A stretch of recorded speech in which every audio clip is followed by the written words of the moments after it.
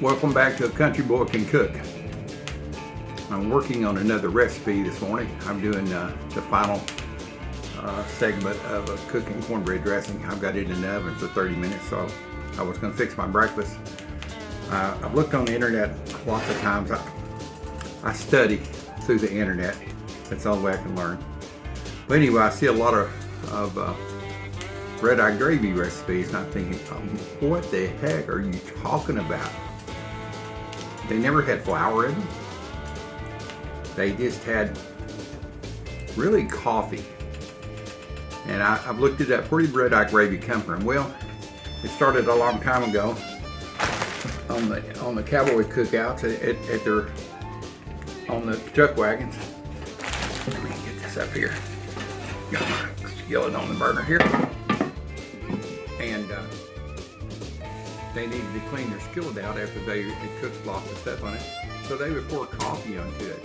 And the coffee in that hot pan, it would just wash out everything. And then I guess one day one of them tried it and thought, hey, this is pretty good stuff.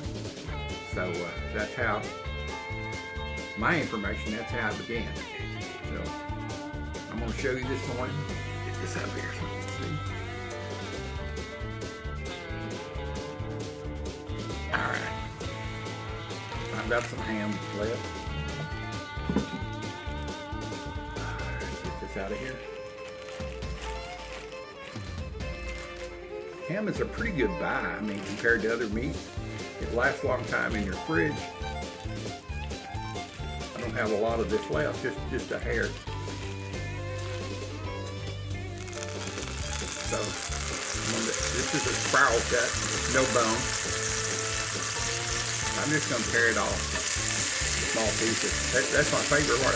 Ham steak is okay, but my favorite thing on ham is a little bitty crispy. When you're cooking them in a skillet, oh man, that's just like, that's heaven to me. So you see, I'm just tearing this stuff off here, and we'll shred. Just like if you had the end of a holiday ham and there was just some little pieces left on the bone. What do you do with it? You fry those pieces up, man. I mean, don't miss a chance, because that's the good stuff.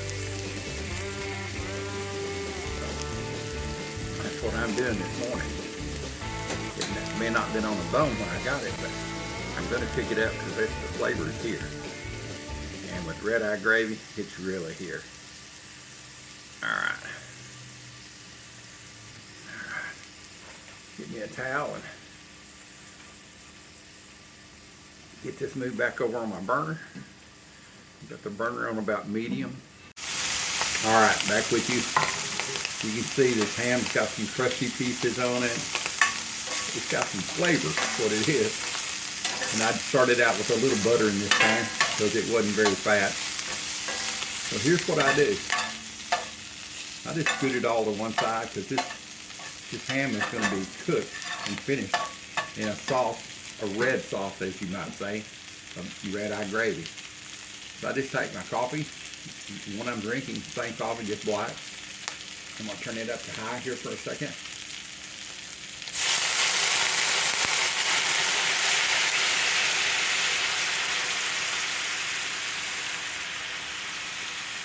Oh yeah, just dump it all in there. So nothing goes to waste in the Warnack household. I told you that was the end of a spiral cut ham. The bone was out. So this is that sugar coating that you put on when you're supposed to bake them. I didn't use it, but I tasted it and it tastes good. Usually supposed to put a little sugar, a little black pepper. I might put some black pepper in it. But this is how you drink red-eye gravy. On a lot of my foods I cook, this is just simple cooking. You don't have to be a rocket scientist. There's lots of recipes to watch. But if you want to make a traditional red-eye gravy, this is the deal. Make it in the pan where you've got your meat. You can make it with bacon or sausage or whatever.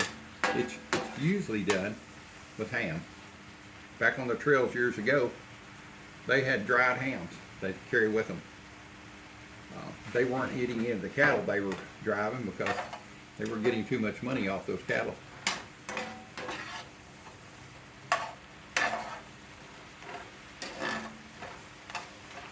So they carried, what they needed. They couldn't carry a lot, but they carried what they needed in the wagon, in the chuck wagon.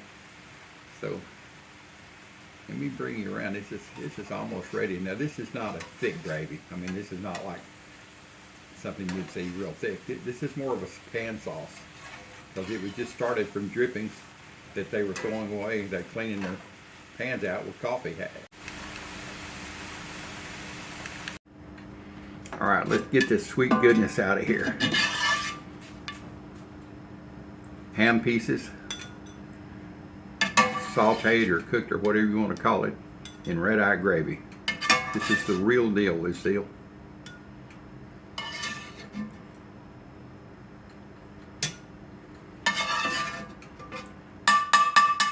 Let's see if I can get this up here.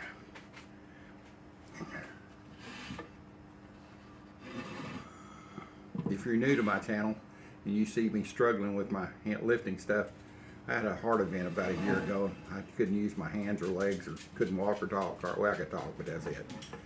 Yeah, I've come a long ways in a year.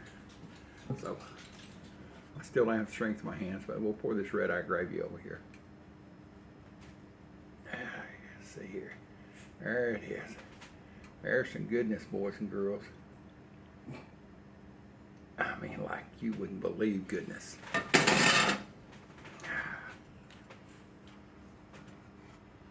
There's your bowl of ham pieces with red-eye gravy in the bottom of it. You really don't get no better than that. You can take this red-eye gravy and put it on biscuits. There's people that will put it on their fried eggs, toast, I guess almost anything. So, well, I just got through making red-eye gravy, and I thought I would fix my breakfast. I've got my ham steak, or ham pieces in red-eye gravy. I've got a biscuit left over from the other day, a little buttermilk biscuit. I didn't make that, someone did, and it was really good. And I wanted to do a couple of eggs, and you see my eggs are cooking. They're cooking in this cast iron that's on top of my metal cabinet. I heated the cast iron up really good, dropped the eggs into it over here. And it's slowly cooking away, and that'll make the wonderful sunny side eggs. Off the heat, cast iron has a great residual. It's how Crunchy Boy rolls. All right, my eggs are just about done. Sunny side up, cooked in a hot pan, off the fire. Oh yeah, they're gonna have a ton of flavor because that's where I made my red-eye gravy, in this pan just a few minutes ago. Oh yeah. Get this out of my way. I don't want to lay my arm against it and forget. I've got probably about 10 more minutes to go on my dressing. So if the beaver starts going, you'll know what's going on. All right. So I've got this little buttermilk biscuit. Put it in the microwave, heated it up. Let's get a little bit of ham on with my eggs here.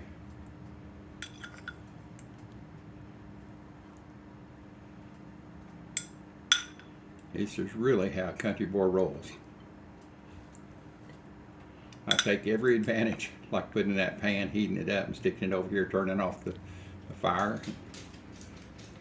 All right. Boy, this is going to be good. Like really good. Well, shoot, get off of there. All right.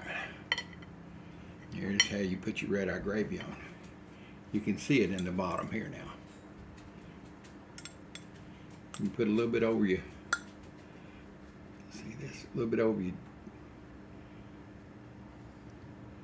biscuits. There's no need for butter.